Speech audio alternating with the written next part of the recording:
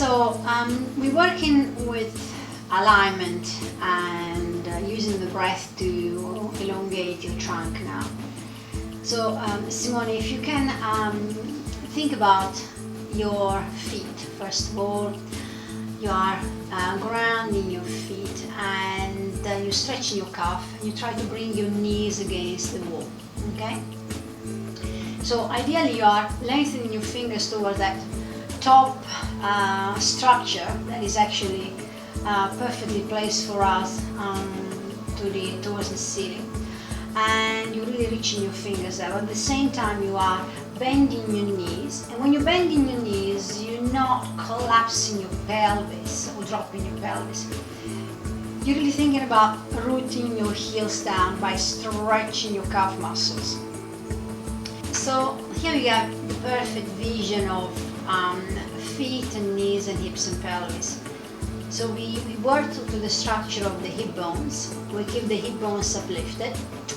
We expand the back ribs with the breath. And we try to elongate the top of the heart by bringing gently the dorsal spine inwards, not compressing it, but really using the stability of the lower limbs to elongate the front and the back trunk. Now we're keeping the front and the back trunk actively extended while we are creating some strengthening action now. So we are mobilizing to bring the shoulder blades in alignment, the upper shoulder girdle. We keep the upper shoulder girdle in alignment with the pelvis girdle.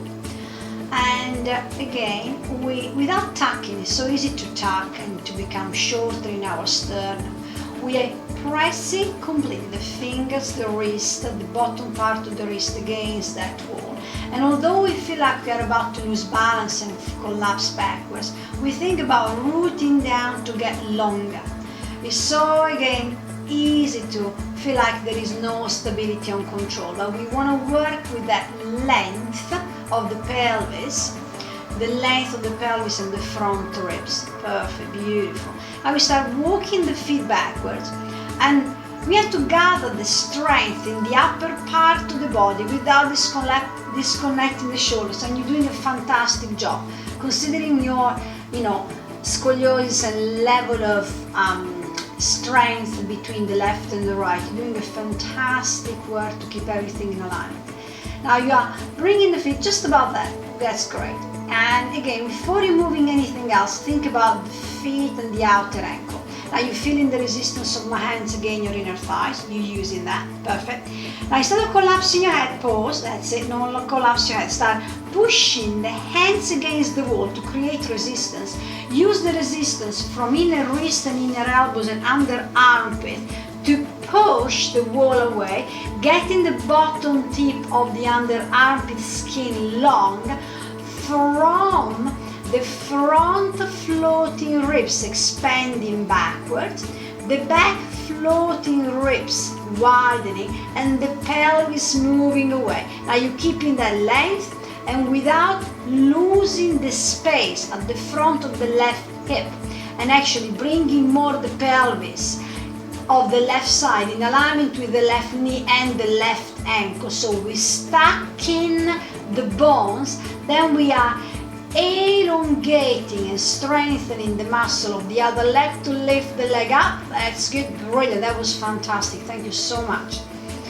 Very good. Not easy when you have to kind of control your core instability or your core over strength. Let's see what it is. With you, one side is more stable and the other side is kind of slightly weaker. Again, I push away the wall. That's it, perfect. I get longer in my trunk. I use the trunk resistance. Now, I manage to keep both arms very strong. One elbow wants to collapse, one shoulder wants to collapse. I use now the pelvis, knees and ankle in alignment. Good. And now I come back to center. I walk slowly towards the wall. Perfect. I find the level of alignment with my feet. I slightly bring my inner big toe inwards. Now I lift the front abdominal wall and the front groin. I create stretch to my calf. hinging at the ankle and at the hips without disconnecting my feet. And as I keep the rolled up mat on the top of the pelvis to keep the hip bones uplifted, I roll down. That's brilliant, Simone. That's fantastic. Now again, as you see, I'm pulling your pelvis backwards to keep the hip bones in alignment with the ankle. This will allow more work on the glutes, back of the legs and hamstrings. Now, as I'm doing that, you are walking as far towards the wall as possible. Now, ideally is to get that upper dorsal spine, which we mentioned at the beginning, to increasingly move slightly inwards with the bottom tip of the shoulder blade gently moving towards one another, but without losing the length of the front of the abdomen and the length of the front ribs. So you're expanding the back ribs, the kidneys, via the use of your legs. You're increasing the power of your legs muscle, gently, not collapsing, not overlocking it. Now you start strengthening your palms and pushing your hands against the wall, pushing your finger pads against the wall, your wrist against the wall. You are pushing both arms evenly, pushing both feet evenly. Feel the resistance, outer shin, inner shin. Knees are perfectly in alignment. Resist the push of my hands against your inner thighs. Brilliant. Now, here is already fantastic, Simone. If you can, engage your legs. Feel your sitting bone hugging in towards one another. Your coccyx is lengthening down from the back of your spine, and your palms are very good. Reaching away from the back ribs. You've done absolutely a 10 out of 10 job. Cannot believe I could not have asked for anything better than that. Very grateful. Very good discipline, very good control, very good self-awareness. I know you're gonna be amazing even doing this stuff by yourself at all.